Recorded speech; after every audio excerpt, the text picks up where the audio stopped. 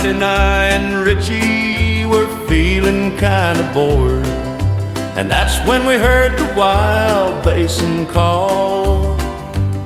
So we got in my pickup and soon we're heading toward that Rocky Mountain trail to Ouzel Falls.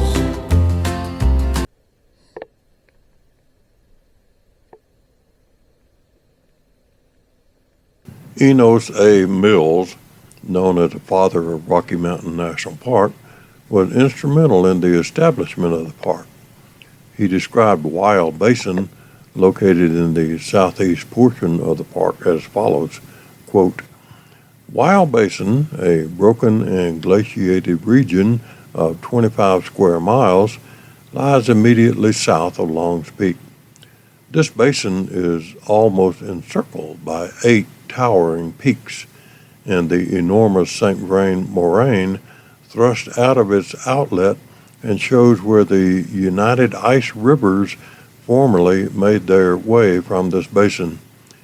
Within this wild area are lakes, forests, waterfalls, and a splendid variety of wild and lovely scenes, unquote. Like the rest of the region, the Wild Basin area has a traditional territory that was used for indigenous peoples, including the Ute and Arapaho, who hunted and camped there for centuries. The Wild Basin trailhead is at an elevation of 8,500 feet. The first bridge traverses Hunter's Creek.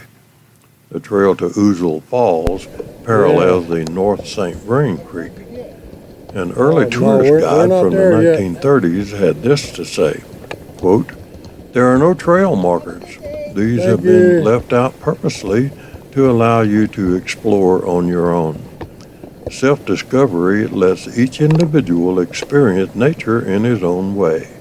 To become acquainted with Wild Basin, you have to use your legs and feet as well as your senses. A lot can be discovered on a short walk. You are encouraged to explore on your own, to pause and enjoy the natural world around you, unquote. Well, I guess a lot of hikers got lost in the Wild Basin because all trails now have good signposts.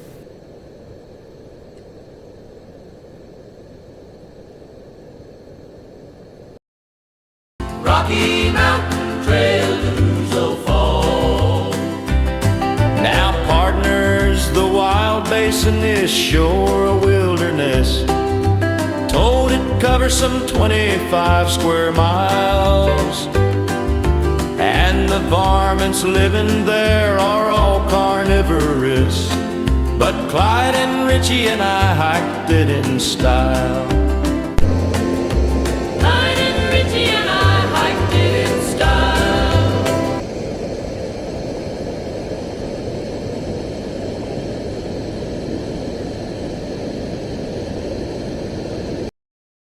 The sound of the North St. Vrain stream is ever present along this hike in Rocky Mountain National Park. Staying mostly in the trees, the enjoyable trail steadily climbs with several sunny places along the stream where a hiker can rest on fallen logs or round boulders. The 200-foot-high Calypso Cascades, fed by Coney Creek, is a waterfall that crashes through a series of stair-step rocks. From the Wild Basin trailhead, we passed numerous other small cascades, wooden bridges, and several creek crossings on this water-centered hike. We also stopped to view the lower and then the upper cascades of Copeland Falls before reaching Calypso. Calypso Cascades is named for the Calypso orchid, a small pink and purple orchid that blooms along the trail during the early summer months, especially during June and July. We did not have the privilege of seeing them on this hike. This is also a great trail for fall foliage. The aspen trees are usually in full golden color by late September, but this hike was a bit too early for that.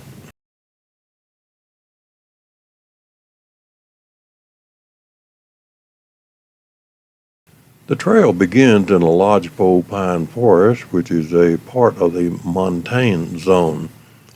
This zone is characteristic of elevations from 7,000 to 9,500 feet. Lodgepole pine trees grow on dry soils in dense stands, allowing little sunlight to reach the forest floor. Consequently, there is little vegetative growth beneath stands of lodgepole. Another component of the montane zone is the quaking aspen, which, unlike the lodgepole, grow in more moist soils. Aspen are common around streams. Aspen trees ordinarily grow in clusters. Aspen and lodgepole pine thrive in burned-over areas. In time, spruce and fir will succeed the lodgepole and aspen.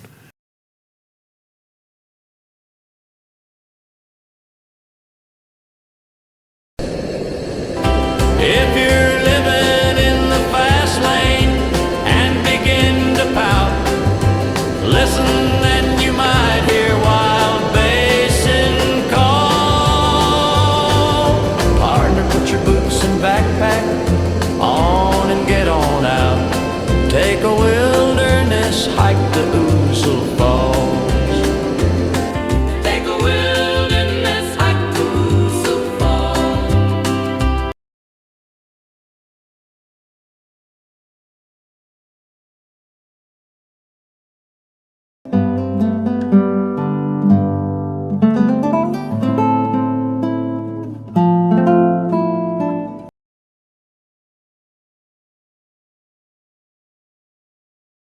From Calypso, we hiked just under a mile before reaching Ouzel Falls. The trail is relatively flat through an old burn area, but then steepens and gains about 300 feet in the last half mile before the falls. Once we got to the bridge below the falls, we hiked up the steep social trail on the near side of the stream to the base of the actual waterfall. It was well worth a short, steep trek. Ouzel Falls, Ouzel Creek, and Ouzel Lake are all named after the water ouzel. These small slate gray colored birds, also known as American dippers, are known for bobbing or dipping along the rocks around fast-moving streams and diving underwater in search of food. Once below the surface of the water, the dippers forage by either walking along the stream bottom or by flying through the water, using their wings to propel themselves through the swift.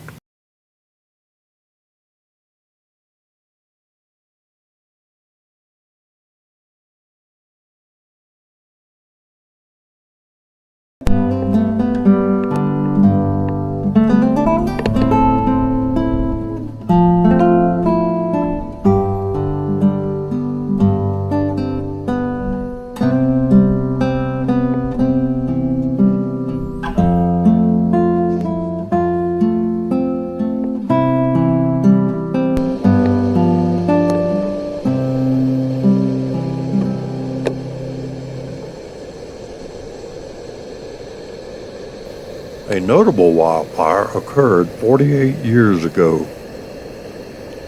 The Ouzel Fire began with a lightning strike in Rocky Mountain National Park on August 9, 1978. On August 23rd and again on September 1st, strong gusts of wind intensified the fire and caused it to spread rapidly. By mid-September, the fire was a concern for residents in nearby Allens Park. On September 15, winds pushed the fire eastward toward the park boundary. Heavy snowfall on September 16, 1978, helped to contain and halt the fire, bringing an end to the blaze. The fire's behavior provided valuable lessons that shaped the future fire management policies in all national parks.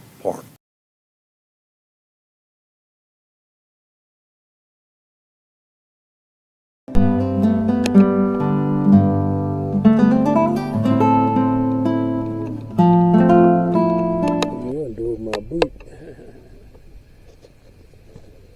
I guess something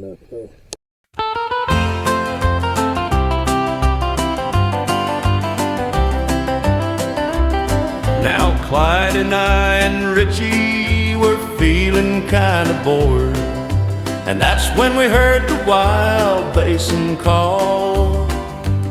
So we got in my pickup and soon we're heading towards that Rocky Mountain Trail to Ouzel Falls.